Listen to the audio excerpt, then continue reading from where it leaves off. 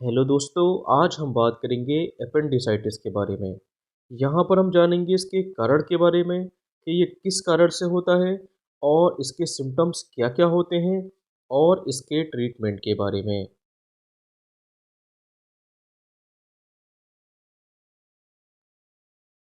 Appendicitis appendicitis में देखिए 2 term हैं।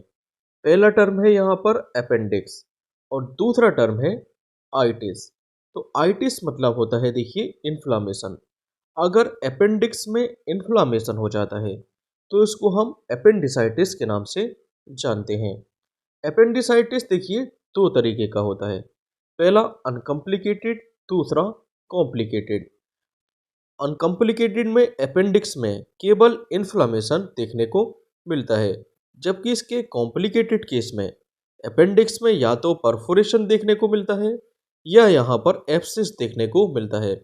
एब्सिस मतलब कि यहाँ पर पस का फॉर्मेशन देखने को मिलता है। नेक्स्ट यहाँ पर जान लेते हैं अपेंडिसाइटिस के कारण, मतलब कि कॉसेस ऑफ अपेंडिसाइटिस। तो यहाँ पर देखिए अपेंडिक्स में किसी टाइप का ऑब्स्ट्रक्शन हो जाए। यहाँ पर देखिए ये है अपेंडिक्स। अपेंडिक्स की ल्यूमेन में अगर किसी तरीके का ऑब्स्ट्रक्शन हो जाए तो इस कारण से अपेंडिसाइटिस हो सकता है। तो ऑब्स्ट्रक्शन में जैसे कि फॉरेन बॉडी जैसे कि फीकल मटेरियल, स्टूल, यहाँ इंटेस्टाइन से अगर देखिए यहाँ पर स्टूल आकर जमा हो जाता है तो ये अपेंडिक्स को ब्लॉक कर देता है।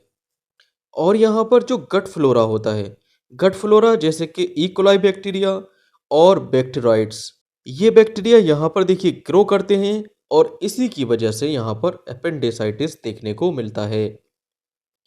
इसके अलावा लिम्फोइड हाइपरप्लेसिया के कारण ये देखने को मिल सकता है। और जैसे कि हम बता चुके हैं, बैक्टीरिया और पैरासाइट इन्फेक्शन के कारण ये देखने को मिल सकता है। और अपेंडिक्स में ट्यूमर के कारण भी अपेंडिसाइटिस देखने को मिल सकता है। तो इन कारण से अपेंडिसाइटिस हो सकता है। नेक्स्ट बात कर लेते हैं सिम्टम्स ऑफ अपेंडिसाइटिस। अपेंडिसाइटिस के क्या क्या सिम्टम्स होते हैं। यहाँ पर देखिए स्टमक के लोअर राइट साइड में यहाँ पर पेन देखने को मिलता है। पेनफुल यूरिनेशन, पेशाब करने में दिक्कत होती है, दर्द होता है। यहाँ पर कॉन्स्टिपेशन और डायरिया हो सकता है। कॉन्स्टिपेशन मतलब कि कब्ज और डायरिया मतलब पेचिस। और इसी के साथ साथ यहाँ ब्लोटिंग देखने को मिलती है। ब्लोटिंग मतलब कि पेट फूलना। इसी के साथ साथ लॉस ऑफ एपेटाइट, भूख ना लगना, नोजिया, वोमिटिंग, जी मचलाना, उल्टी आना और फीवर। तो ये अपेंडिसाइटिस के सिम्टम्स देखने को मिलते हैं। देखिए अपेंडिक्स की जो लोकेशन होती है वो राइट इलियक रीजन में होती है। तो राइट इलियक पार्ट में अपेंडिक्स की लोकेशन होती है। यहाँ पर देखिए मैकबर्नी साइन देखने को मिलता है। मैकबर्नी साइन में अगर राइट इलियक रीजन में यहाँ पर देखिए टच किया जाता है तो अपेंडिसाइटिस के केस में इस रीजन में टेंडरनेस देखने को मिलती है।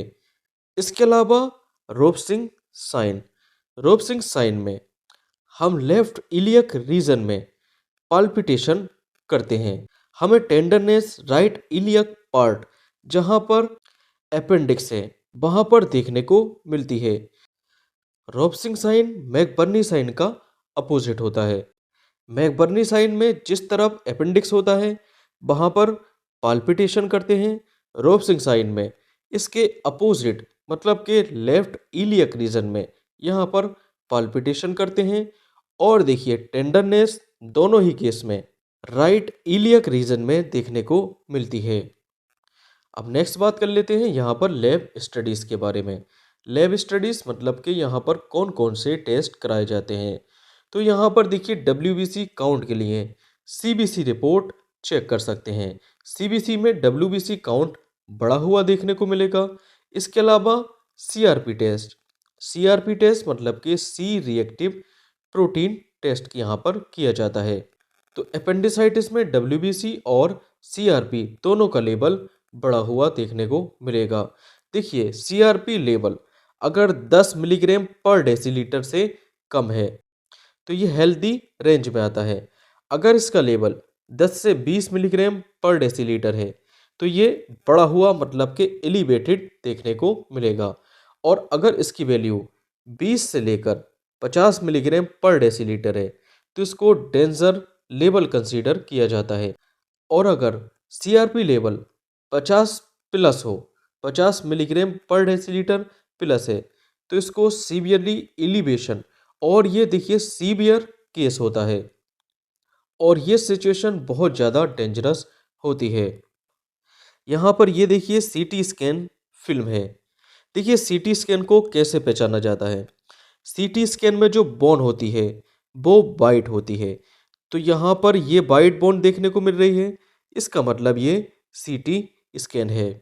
अब देखिए किसी भी ऑर्गन के इन्फ्लामेशन में जो उसकी वॉल होती है वो थिक हो जाती है। यहाँ पर ये देखिए इन्फ्लेम अपेंडिक्स है और ये जो इमेज है वो अल्ट्रासाउंड की है। इसमें ये देखिए नॉर्मल अपेंडिक्स है। नॉर्मल अपेंडिक्स का जो डायमीटर होता है वो 6 mm से कम होता है और इसका जो शेप होता है वो ट्यूब शेप होता है।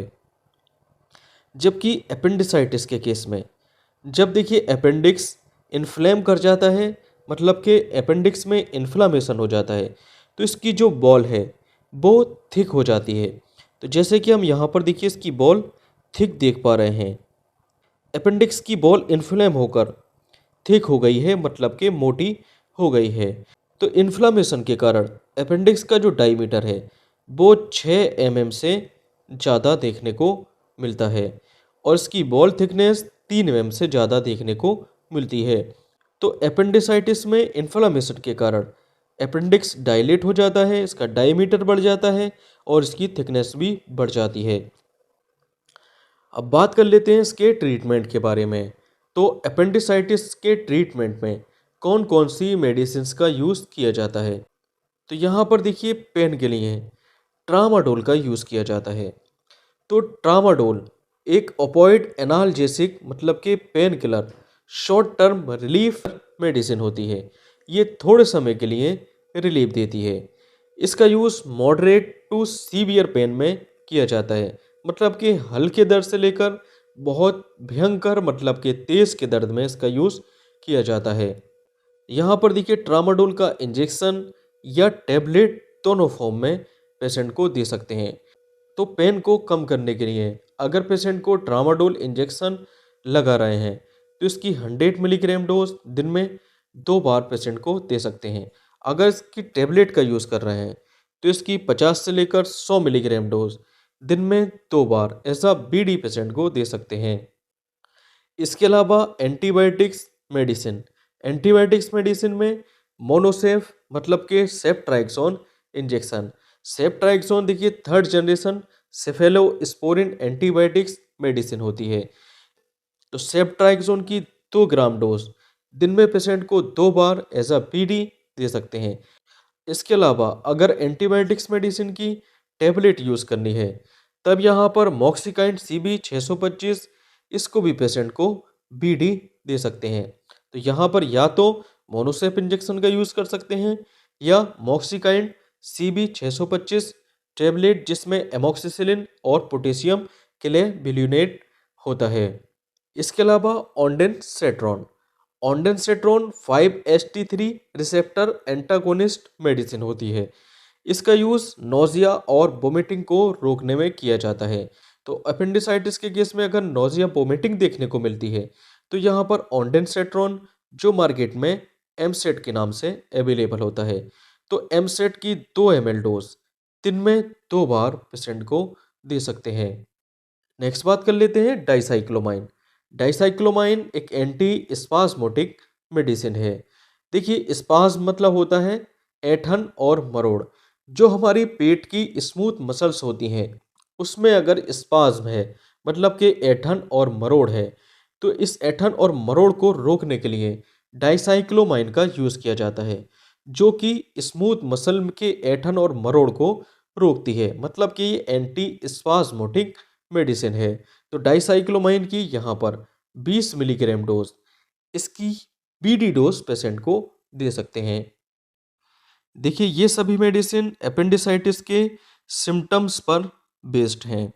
मतलब कि जो जो सिम्टम्स एपेंडिसाइटिस में देखने को मिलता है, जैसे कि पेट में दर्द, ऐंठन, मरोड़, नौसिया, वोमिटिंग, तो एपेंडिसाइटिस के सिम्टोमेटिक ट्रीटमेंट में इन मेडिसिन का यूज़ करते हैं। लेकिन देखिए अपेंडिक्स में अगर केस सीवियर हो जाए तो यहाँ पर ऑपरेशन कराना पड़ता है। ऑपरेशन में देखिए अपेंडिक्स को रिमूव करना होता है। तो अपेंडिक्स को रिमूव करने के प्रोसेस को एपेंडेक्टोमी कहते हैं। देखिए टोमी मतलब होता है कटिंग, तो अपेंडिक्स को कट करना मतलब कि सर्जिकली इसको रिमूव करना कहलाता है एपेंडेक्टोमी। तो एपेंडेक्टोमी ये दो तरीके से कर सकते हैं, एक ओपन और लेप्रोस्कोपिक। तो ओपन सर्जरी और लेप्रोस्कोपिक सर्जरी टू टाइप से एपेंडेक्टोमी कर सकते हैं। देखिए ओपन सर्जरी में सर्जिकल इंसिजन, यहाँ पर देखिए कट लगाकर इसको ओपन कर कर अपेंडिक्स को रिमूव किया जाता है। लेकिन लेप्रोस्कोपिक सर्जरी में लेप्रोस्कोपिक इंस्ट्रूमेंट इस टाइप से देखिए 3 पॉइंट पर यहाँ पर देखिए इंसर्ट किए जाते हैं और इन इंस्ट्रूमेंट की हेल्प से सर्जरी की जाती है। Okay, thank you.